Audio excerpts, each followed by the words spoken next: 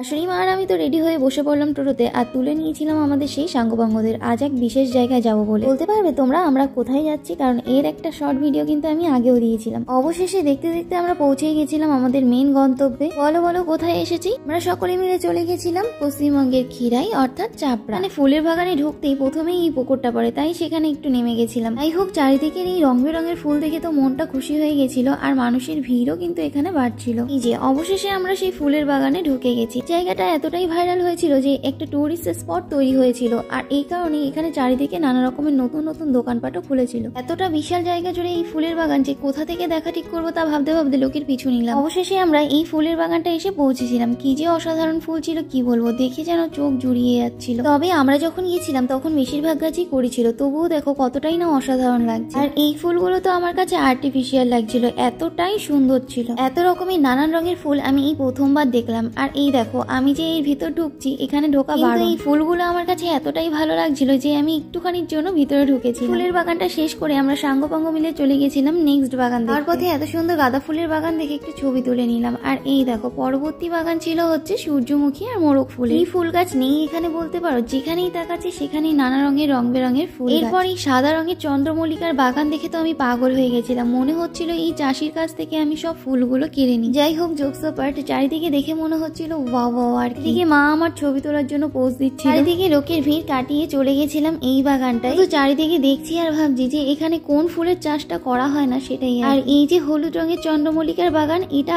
পুরো বাগানটাকে যেন হাইলাইট করছিল। এইরকম একটা প্রাকৃতিক পরিবেশ দেখে কার মন না খুশি হতে পারে বলতে পারো। আমার তো মনে হচ্ছিল আমি যেন ফুলের দেশে চলে এসেছি। এ এক অন্যরকম শহর। দাঁড়াও কি ভাবছো এখানেই শেষ? না, আরো যে কত রকমের ফুল আছে সেটা দেখে না। হোক, সবশেষে বলো যারা যারা এই বছর এখানে আসতে পারোনি তারা অবশ্যই পরের বছর এসো। পশ্চিমবঙ্গের মধ্যে যদি তোমরা খিরাই দেখতে চাও তাহলে অবশ্যই কিন্তু চাপড়ায় একবার আসতেই হবে। এই যে দেখছো আমার হাতে এতগুলো ফুল রয়েছে, এই ফুলগুলো যেন আমি কত দিয়ে কিনেছি? মাত্র 20 টাকা। সকলকে সবাই ভালো থেকো। আমার ভিডিওটা ভালো লাগলে অবশ্যই একটা লাইক করে দিও।